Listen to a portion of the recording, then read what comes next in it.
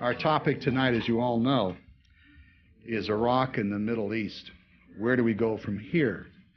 And all of us have a heightened sensitivity and interest because of Saturday's capture of Saddam. And there are endless threads and implications of it, and we're very much looking forward to Professor Telhamim's remarks. I must say that of the many things that struck me was how sad Saddam looked. His eyes were sad. And it wasn't just that he was disheveled and homeless, but genuinely sad, I thought. Okay, there are other ways of interpreting that. And I was reminded of Fraser's great sculpture, which nearly all of you have seen in one form or another, End of the Trail. The Indian whose pony's head is drooped and the Indian is hunched over. One of the great works of art showing sorrow, because that poor fellow's lost everything, his civilization, his way of life, and it's a tremendous piece of sculpture. And I thought how sad Saddam looks, without the same sympathy we may have for the American Indian, but how sad, and how much in contrast to him standing astride Kuwait, threatening Saudi Arabia, looking at the oil of the Gulf, the possibility of the economy and influencing the politics of the Mideast, and becoming maybe the greatest Arab in 500 years. And so he has some reasons to be sad, contrasting today and then. And there must have been something in between, which might have been more satisfactory to him than this sad end. And I asked one of the architects of the Clinton foreign policy at one of our dinners 2 years ago, what were the chances that Saddam would accept an accommodation of a role in the Middle East which was powerful, honorable, and all the rest? And he said, well, about zero. And which I think is fascinating. And it may be true. I've never been able to really understand that. Professor Telhamim has written among his several books one which is Power and Leadership in International Bargaining, the road to the Camp David Accords. And this question of how you deal with someone in bargain is fascinating. That's one of his several works. He's written as well on the international organizations and the questions of ethnic strife. He's also written on identity in foreign policies in the Middle East. So he's given a lot of consideration to these questions of how you get a meeting of the minds between the United States diplomats and people with whom we don't disagree, so that a possibility of accommodation and tranquility is possible, standing side by side with the view that transformation of regimes is the panacea paralleling accommodation. But certainly Professor Telhamim has given a lot of thought to these topics. His most recent book is The Stakes, America and the Middle East. This is the first group that gets to look at this book. He just saw it yesterday for the first time, and it'll be, you can buy a copy after the program, and he'll be glad to sign it for you. So I mention the work and its timeliness. It's a highly regarded effort. Jimmy Carter, on the front of the book, says, Shibley Telhamim has become the voice of reason on American policy toward the Middle East. Few command such balanced knowledge and understanding of both Arabs and Israelis. Professor Telhamim is a PhD product of the University of California at Berkeley. He's taught at a number of American institutions before joining the faculty at College Park as the Anwar Sadat Professor of Peace and Development. He taught at Ohio State, Southern Cal, two football powers. He's also taught at Swarthmore, no longer a football power. In fact, the little Quakers don't play football anymore. I always thought that was one of the great sports names, of course, the little Quakers of Swarthmore.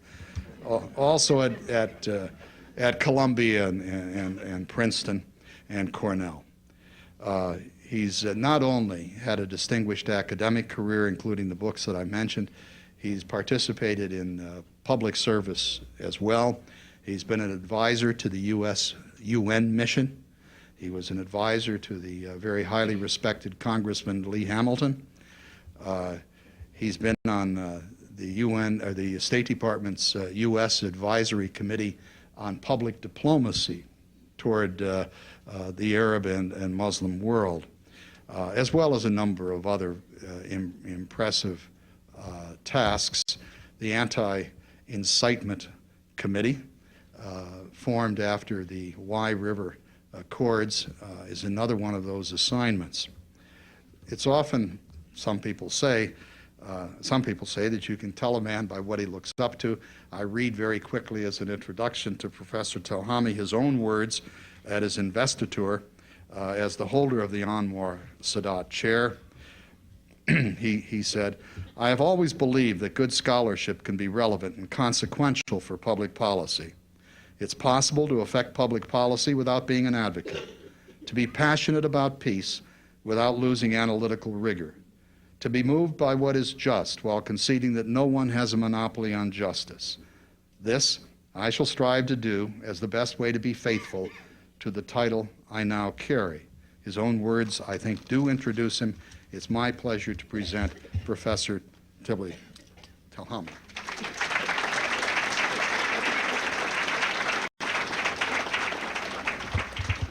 Thanks very much. I'm honored to be here again, and thanks, Frank, for these very generous words. As you can see, I don't have any notes, and that's by intent, because I had to toss them out after the events of yesterday. I arrived from the Middle East last night, and the story broke while I was on the airplane. I came back with, as you can imagine, tons of messages, and have been thinking about this issue and speaking about it all day long. So what I'd like to do is begin with this extraordinary event of yesterday and assess what are the likely consequences both for the region, for Iraq, and also for American foreign policy toward the Middle East, and perhaps internationally, because now American policy toward the Middle East and Iraq has become a symbol of what else America is doing globally, and certainly has been consequential for American relations with Europe and much of the world as well.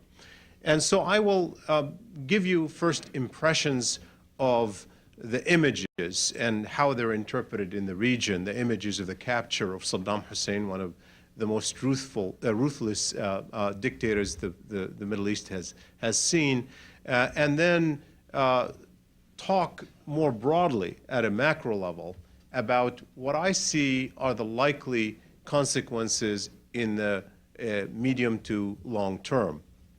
First, let me begin with the images, and looking at it particularly through regional eyes, and I've spent a good deal of time talking to people about Iraq and the Middle East the last couple of weeks, including a task force on Iraq, specifically meeting with a lot of very thoughtful Iraqis who are trying to figure out how to rebuild their country, and that included people who opposed the war, supported the war, really people who are just concerned about the welfare of Iraq.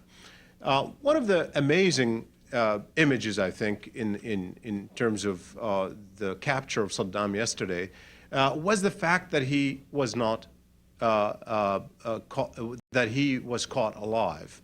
And I think that image actually is perhaps the most surprising in regional minds. Frank mentioned the prediction that one of the Clinton officials has made about that unlikely event. And in fact, that is the conventional wisdom, was conventional wisdom in the Middle East. And when you look actually at the way the region looked at this man, even those who didn't like him, those who thought of him to be ruthless, or those who thought of him to be instrumental, they still believed that he was a man who was defiant, that he was a man that was moved by political ambitions, a man that does not accept defeat. And frankly, when you look back at the killing of his sons, who were perhaps even more hated than he is by many people within Iraq, the fact that they fought their way to death for perhaps 4 hours of fighting, in fact, gained them a lot of support and sympathy.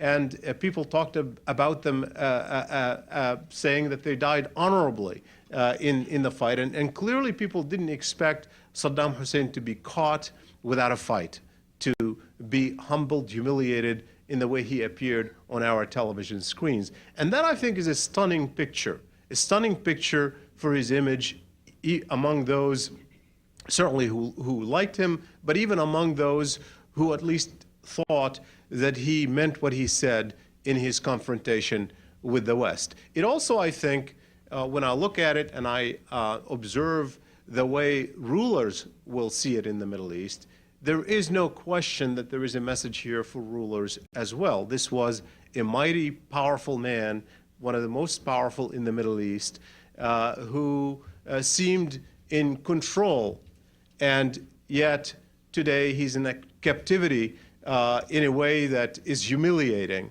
and that has to be frightening to many rulers, even those who are happy to see him defeated. Perhaps the only thing that's going for him in this picture that gains him a little bit of sympathy in the Arab world and the Muslim world is the fact that he was caught by America, not by his own people. Because I think one thing that we have to make very clear, the hatred for Saddam Hussein in Iraq and in some parts of the Middle East does not translate into love for America. And even when you see the initial reactions from people who suffered terribly at his hands, if you read the first reactions from people in the Shiite community, some of the leaders within the Shiite community in Iraq who have paid a price for this ruthless regime, the reaction was, we got rid of one horrible dictator, but we now have to confront something even more horrible. And they're referring to the American occupation. And so one of the first lessons we have to learn, and I think it's a mistake that was made, particularly in the planning for the war and the days immediately after the war, is to assume that because people didn't like Saddam Hussein, they will like America, or they will like the American occupation of Iraq. And that has been obviously not the case. And it is a mistake that we must not repeat at this point. And I think when you look actually at the people who didn't like Saddam Hussein within the Middle East, outside of Iraq itself, you discover that people who hated him most were actually ones who were not the best allies of the United States of America, Iran and Syria. Those are the two countries that have confronted him first, dating back to the late 70s and early 80s, when in fact we had good friendly relations with him. And that relationship with him was completely independent from our relationship with them or with him, and we have to keep that very clear. But there is another side to the reaction in the region beyond the celebratory side. And as I said, the celebratory side, particularly within Iraq, among those members who've paid a heavy price for this ruthless regime, is there. And in a way, this brings an end to a dark chapter in Iraq's history. When you look at the Shias and the Kurds, they have paid a heavy price for this particular regime. But when you look at that event of capturing him, it really, in a way, closes that chapter. I think he has had a haunting presence in the memory of many people within Iraq, a haunting presence that was, in essence, driven by the fact that every time they thought he was on the way out, he would come back to haunt them. Of course, the memory of 1991, immediately after the first Iraq war, when the Shiite uprising took place, and people rallied against him, and then he came back, and he came back to hurt them very badly. His presence is there, and even though I don't think many people truly believed that he was going to come back this time, the memory and the pain was still there, and this closes a chapter for them. But there is another side that we have to come to grips with, and that side is that Saddam Hussein had his supporters. Yes, he wasn't just alone in Iraq. No man ever rules alone. And even if it is perhaps a minority in Iraq that supported him, it's a significant minority. It is not just a handful of people. People who supported what he stood for, people who supported the nationalism that he represented, whether it was Arab nationalism or Iraqi nationalism, or people who benefited from the regime itself, people who had a stake in the regime. And even in the Arab world, you have a broader audience who looked at him as an Arab nationalist who erred, who made mistakes, but they did in some way believe that he supported goals that resonated with them, including the question of Palestine. And that's why many Palestinians looked at him, because he championed their cause, looked at him favorably. And those people today sit humiliated, not because they liked him individually, but because of the thought that America goes out unilaterally and captures one of them and puts them on television in a humiliating fashion. And that is humiliating act to them as well. And in that sense, I think you're going to see the sort of reaction that we've already seen on Arab television of referring this to this act as a humiliating act to many people, and it's certainly within Iraq. You hear people saying that the resistance will go on. In fact, interestingly, in an unscientific survey that Al Jazeera television, you all know about Al Jazeera television, already conducted, 90% of the respondents said that they expect the Iraqi resistance to continue, 90%. And as if Al Jazeera was reinforcing this view, today on their website this morning, even within 24 hours, in less than 24 hours of the capture of Saddam Hussein, if you looked at the Arabic website, the front top story, the leading story, was the explosion in Iraq that killed 8 or 9 policemen today. And the capture of Saddam was a second story, as if it was yesterday's news already, not today's news, and there is a different story today.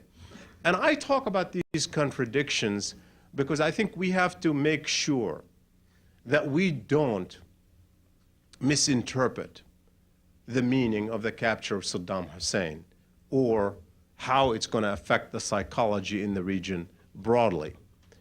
I think there's an opportunity in the capture of Saddam Hussein, an opportunity in a way that can be used to move forward or to move backward. I compare it in a way with what happened after the war itself in the spring, with the images of the toppling of Saddam Hussein's statue. It was an amazing image, and many of us watched it on television. It was an amazing image. It was an image of American victory as well as an image of a crumbling of a regime that seemed entrenched. It happened more quickly than many people anticipated. And it was a time of apparent triumph and apparent American victory. And that, in fact, did have a rallying effect. You had the Europeans saying, let's put things behind us. In fact, the US did very quickly get a UN resolution that gave America a mandate. And they were the Iraqi people. Many of them were happy to see the regime crumble, even if they didn't want America to stay as an occupying power. And they hadn't made their mind up about what American occupation will be like. They heard the promises, but they didn't know what to expect. And America had a chance to make a first impression, a good first impression. I needn't tell you how important first impressions are. And you rarely get another chance to make a first impression. Actually, you never get another chance to make a first impression.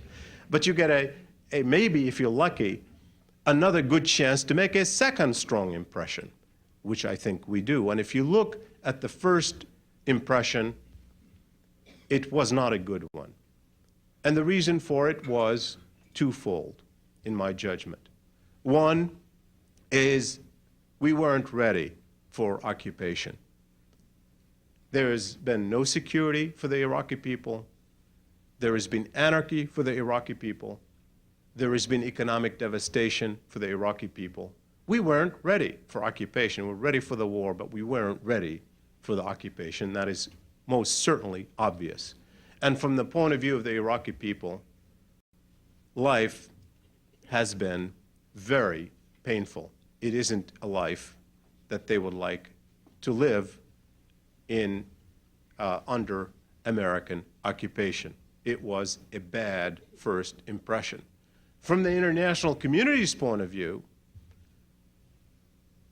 we went into the self-congratulatory mode in a way akin to what happened after the war in Afghanistan, when the victory gave us the confidence that we can do it alone, that we don't need the international community. It's interesting because people talk about 9/11 as having empowered us into a unilateralist mode.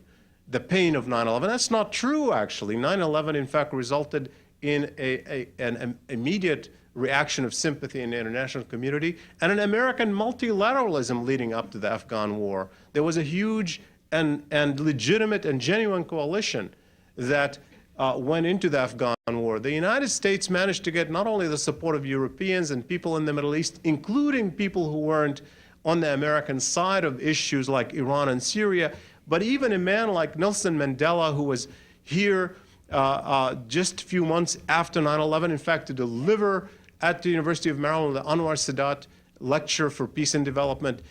He supported the American war in Afghanistan as a legitimate war in Afghanistan. It was actually the result of the war and the outcome of the war and how we made use of that outcome that resulted in a different foreign policy where we felt a sense of triumph and ability and confidence in our military forces that translated into a different foreign policy. And I think what happened after the initial success in Iraq was, again, in a way, we told you so. And I think that chance has been, that opportunity has been lost, both in terms of the building of an international coalition and in terms of winning the hearts and minds of the Iraqi people and people in the region. And today, in a way, we have another opportunity. And the opportunity that sits here is not to say to people who didn't support the war, we told you so, now we succeed, you see, we will prevail. We got Saddam, and we're going to prevail in the long term. Because our task remains very difficult in Iraq and in the Middle East. And to the extent that the international community in the short term will look at this event as an expression of American power, as an end of an era. And it is, in many ways, an end of a dark era. And it's a dark era not only for Iraq, mind you, but for the region. You have to put that in perspective.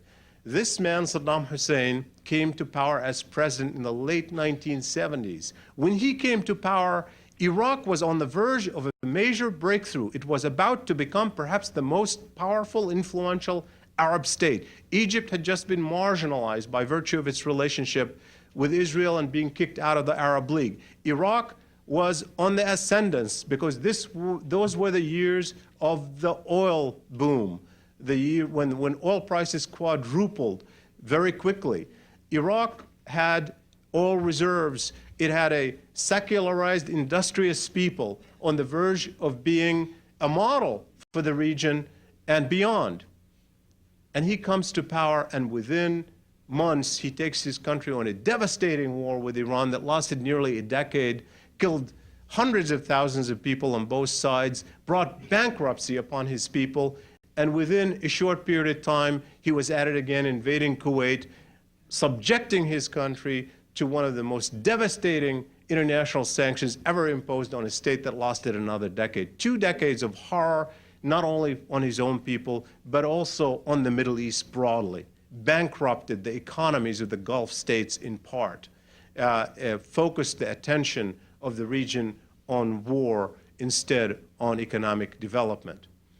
So it is indeed a dark legacy, but you need to start a new legacy. It's not enough to say it's an end of an era. We have to signal that it's a beginning of a new era. How do we do that? And so before I answer this question of how do we start a new era, I'd like to sort of give you a sense of how people in the region and how governments in the region saw the American war, the American-led war in Iraq, and how they interpret the results so far, and in that sense, put it in a bigger perspective. Let me begin with public opinion. On the eve of the war, in early March, I conducted a survey in 6 Arab countries that included Egypt, Jordan, Saudi Arabia, the United Arab Emirates, Morocco, and Lebanon. And one of the questions I was asking was how they interpreted American objectives in Iraq. What wasn't surprising was that 90% of people opposed war with Iraq. In the Middle East, there was a broad opposition to the war with Iraq. In all of the Muslim countries, there was a broad opposition to the war with Iraq, as there was, as you know, in Europe. Most people, in terms of public opinion, even in countries that supported the war, like Italy and Spain, most people opposed the war. So there was broad public opposition to the war across the international community, but especially in Arab and Muslim countries. So it wasn't a surprise that there was that kind of opposition. The issue is, what was the basis of that opposition? What was the reason that they opposed the overthrow of a regime that many of them knew was a horrible regime that they wished to change? And I think the most important reason that comes out of the surveys is how they interpret American intentions, what they thought the U.S. was after, what they thought American objectives were, and what they thought the outcome is likely to be for the Middle East and for Iraq. And in that sense, they had suspicions. They didn't believe our story. They had a different story. And I'd like to tell you what that story was. First, there was a story that was surprising across the Muslim world, that was emerging even in places that were not particularly hostile to America, in fact, friendly to America, like Turkey. That America, first and foremost, was out to weaken the Muslim world. In fact, the Turkish survey that was conducted by Pew before the war, the surprising part of it wasn't that you had a majority of Turks opposed to the war. That wasn't surprising. What was surprising is that when you asked them what was the #1 reason for their opposition, it was not the Kurdish issue, which we know is very important to Turks, but it was a feeling among the vast majority of Turks that the U.S. was specifically targeting a Muslim country. There was a widespread belief that the U.S. is out to get Muslims. And that clearly created a reaction in the Muslim world. We can argue about why that is the case, why they would have this perception.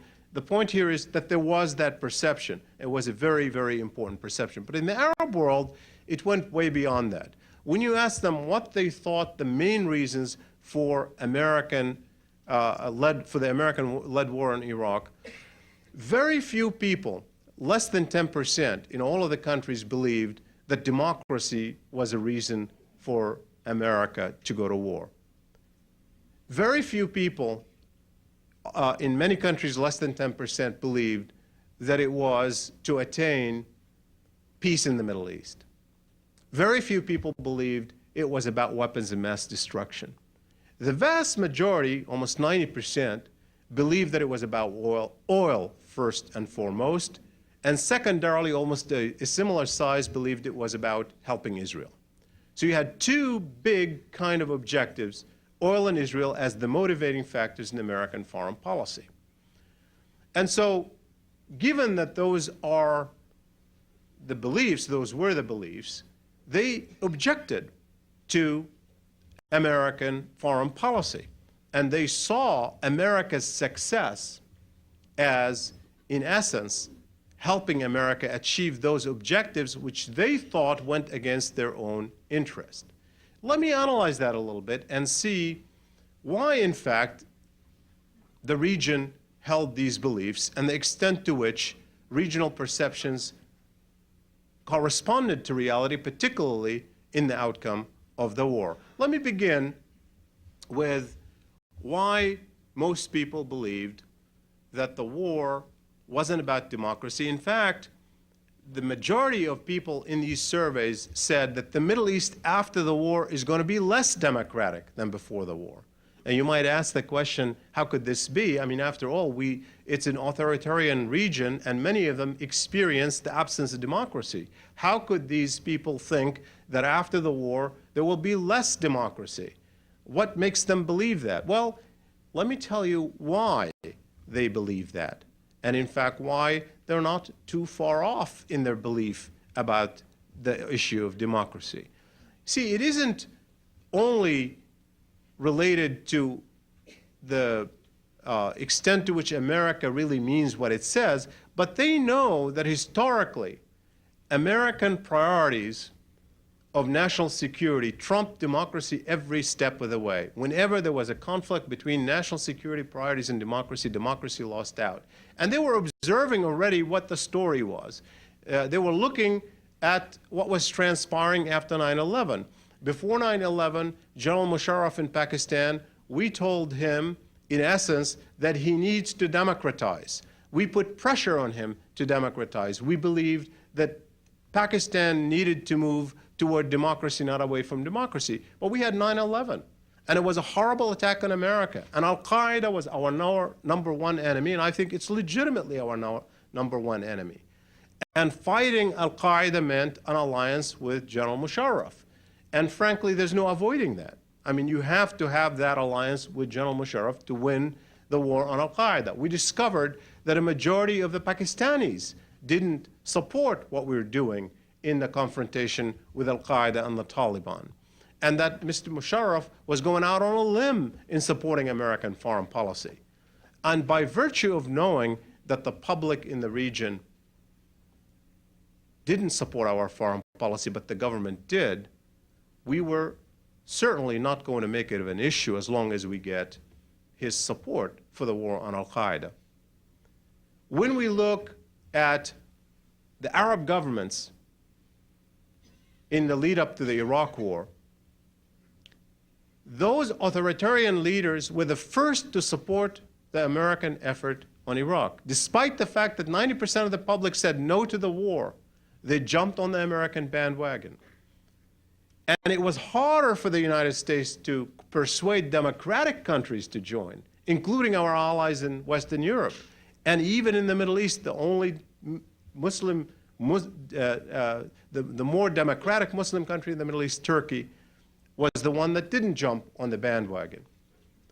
And when you have a sense, when you're a government in the region, when you're the government of Jordan or the government of Egypt, and you know that your public is furious with your foreign policy, when you know you don't want, the public doesn't want you to support the war, and you are taking an alliance with the United States and supporting the war, what are you going to do in the meanwhile? How are you going to prevent them from destabilizing you? How are you going to prevent them from attacking you, from overthrowing you, other than by being more repressive? And you know what? Just as we were asking these people the questions about what they expected in terms of democracy after the war, they were experiencing more repression. They were experiencing more restrictions on civil liberties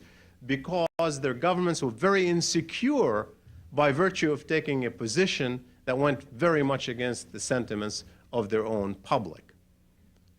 And those governments that tried to manipulate public opinion to turn it on behalf of the war failed for a very simple reason. They no longer monopolize the media like they did a decade ago. There is a media that is independent from their own governments, and we found that most people in the Middle East, in my surveys, most people in the Middle East get their news from sources outside their own boundaries. And the governments make less and less of a difference in telling the story to the public, and they can't spin it the way they used to. And in that sense, they're all hostage to a public opinion that is not entirely under their own control. They can influence it a little bit on the margin, but it's outside of their own control. And in that sense, they knew what to expect, and they knew what is transpiring today in the region. In the survey, most people expected that there would be more terrorism in the Middle East after the war, not less terrorism. Just as we were predicting there would be less terrorism, most of them were predicting there would be more terrorism. And from their point of view, they were proven right. Not only did we have more terrorism within Iraq, but outside in Arab countries, in Morocco, in Saudi Arabia, in other countries that had not experienced terrorism on the same scale against local targets, we've seen more. And from their point of view, the interpretation in the region is that terrorism is less a function of what a state does and more a function of anarchy and motivation. And that the war generated both anarchy within Iraq, which most hospitable to terrorism, and more motivated individuals who wanted to confront American foreign policy. When you add motivation and anarchy, that is a very good recipe for more terrorism, even if you bring down ruthless regimes. And on the third point, the expectation for peace, many people in the US believed that the war would make Arab-Israeli peace more possible. And the reason for it, I assume, was that there was an assumption that America would be more powerful, would feel more powerful, the president would be more popular at home, and America would project power abroad in a way that would enable it to resolve the Arab-Israeli issue in the same way that in a way the first Bush administration moved after the first Gulf War, at least to establish a process that would be effective. In reality, this has not happened. And it has not happened for two reasons. One is that the US in very important ways emerged as a weaker country than a stronger country in terms of its influence after the war. Not only because it lost the support of a lot of people by virtue of not having a UN mandate, but by virtue of having our forces, 150,000 troops on Iraqi soil, in addition to the people fighting in Afghanistan, with no end in sight in the short term, with a budget of anywhere from $4 to $6 billion a month. That translates into, almost $200 million every single day. That does not give you a power abroad to persuade people that now you have more extra military and financial power to put pressure on others, which explains why North Korea and Iran essentially felt more emboldened, particularly after the war. And in addition to that, it was clear that in order to have a successful Arab-Israeli mediation, the Arab-Israeli issue has to become a priority for the administration. You can't have Arab-Israeli peace on the cheap. It's too difficult of an issue. You would have to spend a lot of leverage, internationally and at home, to persuade people to make the sort of deal that has to be made to make peace, both on the Arab side and on the Israeli side. And for that to happen, for a president to be able to expend that kind of leverage, he has to decide this is a top priority issue. But the reality is Iraq became even more a top priority issue than before the war by virtue of the difficulties and the expenditures and the leverage needed to persuade Congress to spend $80-odd billion on the war and to talk about the military strategy within Iraq. And in addition to all the other issues that come up in our own elections as we enter into an election year. So it was highly unlikely that this would become a priority issue for the administration.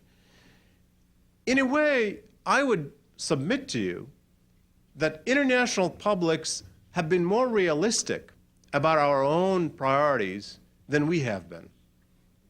In a way, Henry Kissinger once said that, in a way, it's very difficult to persuade the American public to mount an international effort on cold-blooded calculations of realpolitik. The public is some idealistic about the notions that governments have to mount idealistic kind of interpretation. I'm not sure I agree with that altogether, but there is no question in my mind that ultimately our strategy in Iraq is going to be driven by cold politics of interest.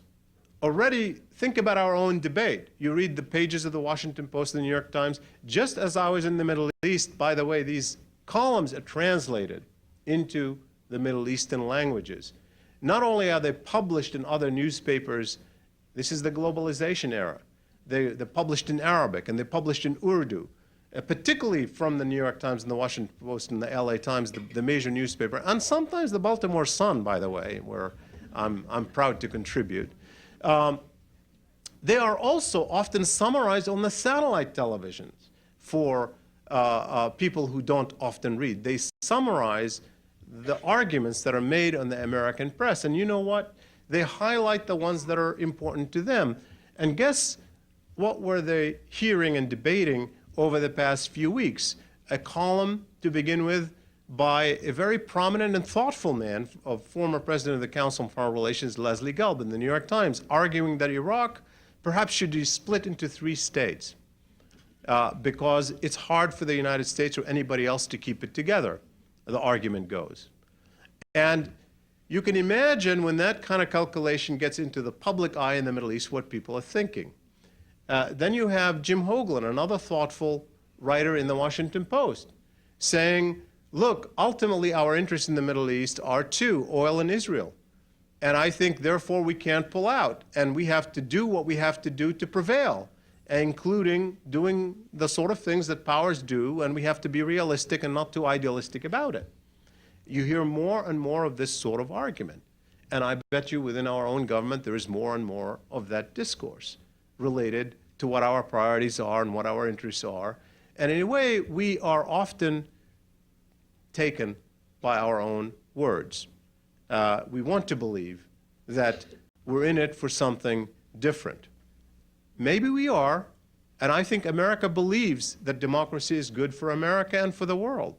I think even our government believes it, and I think people have come to believe it even more after 9/11. I think there is an ethos in America which says that the absence of democracy is not good for America and is not good for the world, and it might even be tied to terrorism. And some people connect it directly in their mind to 9/11. I think we mean it. I think people mean it. But when we behave, that objective comes up against the hard realities, the hard trade-offs that we have to often make, and we always have to make them. And when democracy goes against any one of those tough ones that we call vital interests, it loses out. And the region has a memory. People have a memory. They live it. They see it. They know it. And they feel the consequences of it. And in that sense, I think, the public in the region doesn't believe us. I don't think it's a question of let's have a good advertising campaign to tell them how good we are. I think simply they don't believe us. They don't believe our intention. And in that sense, even those in the region who are so happy today that Saddam Hussein is in captivity, that the regime in Baghdad has fallen, they are rooting against America. They don't want America to succeed, even if they want Iraq to succeed. They don't make the connection between the two. And we have a tough task to persuade them, a tough job to persuade them within Iraq itself. And I think it'll come only in terms of what performances we can have on the ground. Bring more security to people, alleviate the suffering, the economic suffering very quickly, mount an effort in the short term to reach out to the Iraqi public. That, I think, is at the public level. But we have a different story at the government level, and I want to summarize that sort of perception at the level of governments in the Middle East, as well, I think, many around the world, especially in Europe. Here is the dilemma, I think, for many people around the world, whether it's the French government, or the German government, or even the Saudi government or the Egyptian government. in the Middle East, and perhaps even the Chinese government. When they look at our role in Iraq, they don't want us to succeed well either. That is the reality. Why? Why don't they want us to succeed?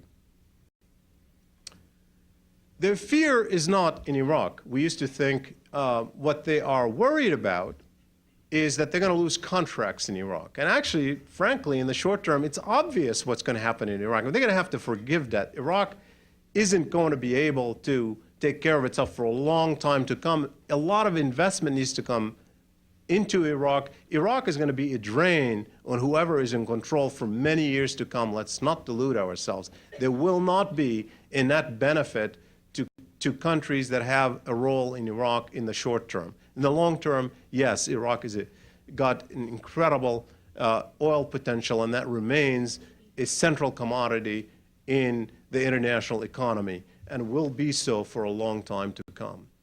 But in the short term, Iraq is more of a burden on any person or country in control.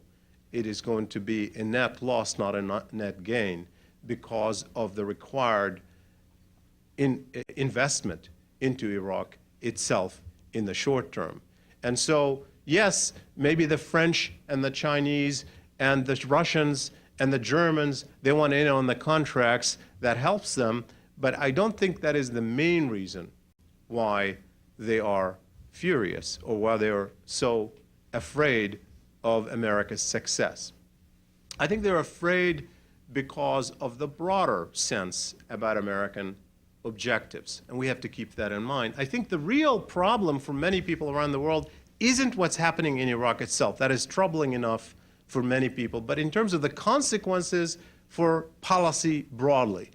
Recall that many people, at least in our public debate, those who supported the war most vocally, were saying that this will be a step one in a process, that when we succeed, and if we succeed well, then we're going to go to step B, maybe to Saudi Arabia, maybe to Syria, maybe to some other country, that this is, in essence, a first step toward a major American unilateral strategy to change the world to our liking. And that frightens everyone else. And in that sense, people are not unhappy to see us trapped a little bit, because being trapped a little bit seems to slow us down. And that, therefore, I think, makes people wishing us ill, because they fear that our success will embolden us into something they fear even more than the Iraq War itself. But at the same time, they are terrified by the prospects of our failure. Because European powers, as well as the moderate countries in the Middle East, that is moderate in terms of their Western orientation at least, that those countries fear that if America pulls out in seeming defeat, if it's interpreted at least as a defeat against resistance in Iraq, individuals and small groups defeating the American power, America pulling out, that this will be a great shot in the arm to Islamist militancy in a way that would disturb the status quo, that will move way beyond Iraq, that would embolden a movement that is on the ascendance. And governments in the region don't want this, and governments in Europe don't want this, and most governments around the world don't want this. So the bottom line is, most people around the world, most governments around the world, also don't want to see us lose in Iraq. And so where does that leave them?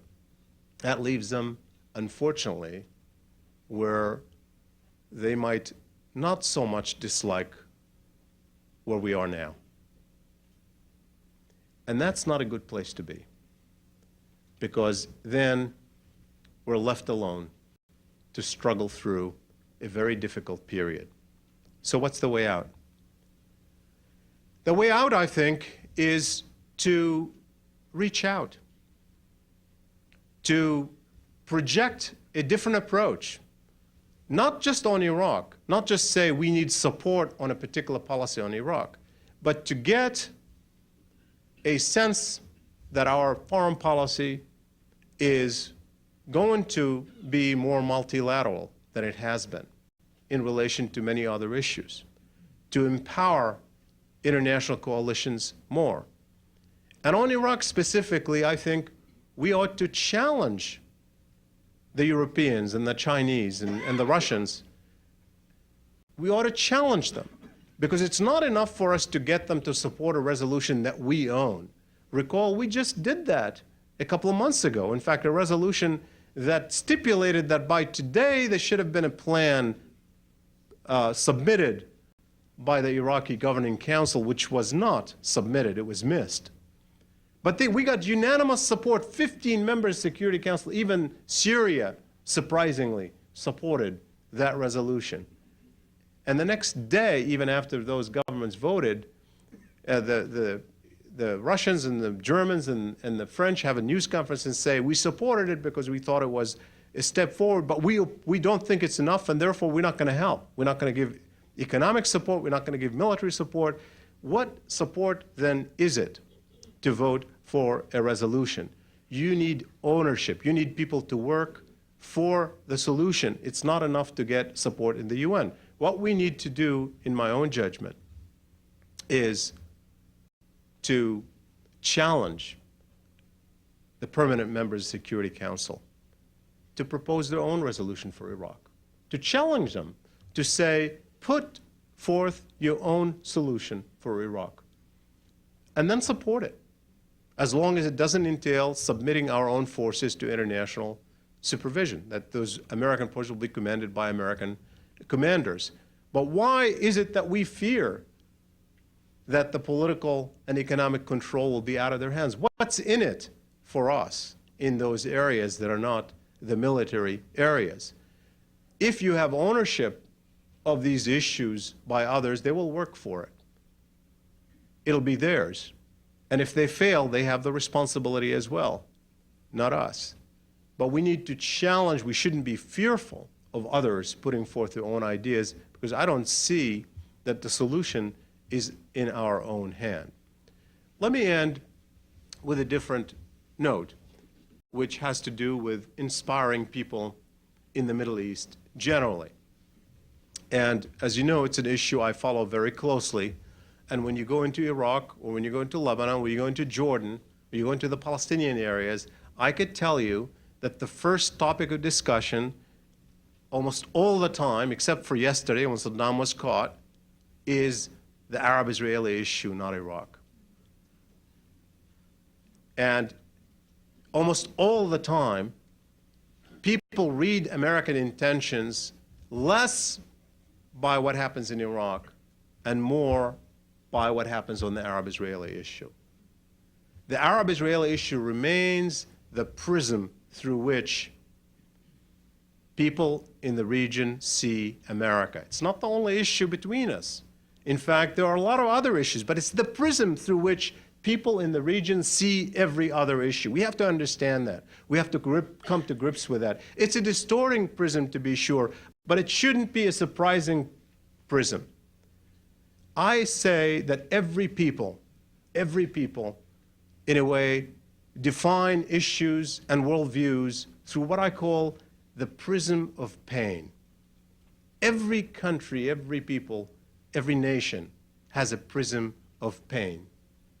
I think it is fair to say the Jewish people have a very profound prism of pain, the Holocaust, a tragedy that has defined the consciousness of more than one generation and continues to color everything that one sees about the world, the fears, the profound anxiety about the world, and even more so in recent times, I think suicide bombings have defined the modern Israeli consciousness, the prism of pain that people look through when they look at issues in general. It is fair to say that we have now a prism of pain, that 9/11 is our new prism of pain. Many of our people didn't know much about the Arab and Muslim world, didn't know much about the Middle East. maybe many of you here who follow these issues did, but our public didn't know much about it. And 9/11, the tragedy that affected all of us, propelled most people to start learning. And when they learn, when they look at the region, they're looking at it through the prism of that pain, seeing those things which reinforce their fears much more than anything else, to color our perceptions and not seeing those that are not relevant to that particular pain, no matter how good it is. It's a prism of pain. And you know what? The Arabs have their own prism of pain, and it is the Arab-Israeli conflict.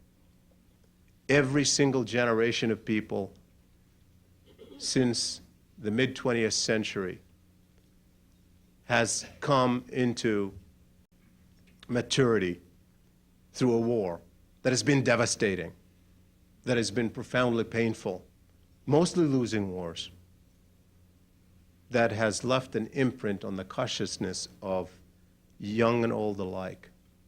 And to this day, it remains an open wound through the violence that is continuing between Israelis and Palestinians, the horror that people see on television.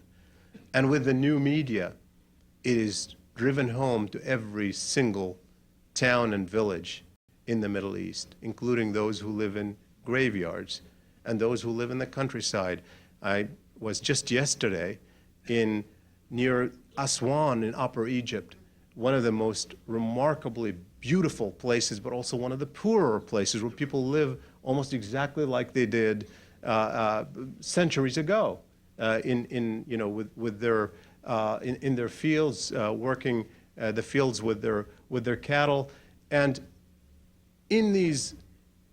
on top of these dirt houses, these mud houses that you find satellite dishes. You find satellite dishes.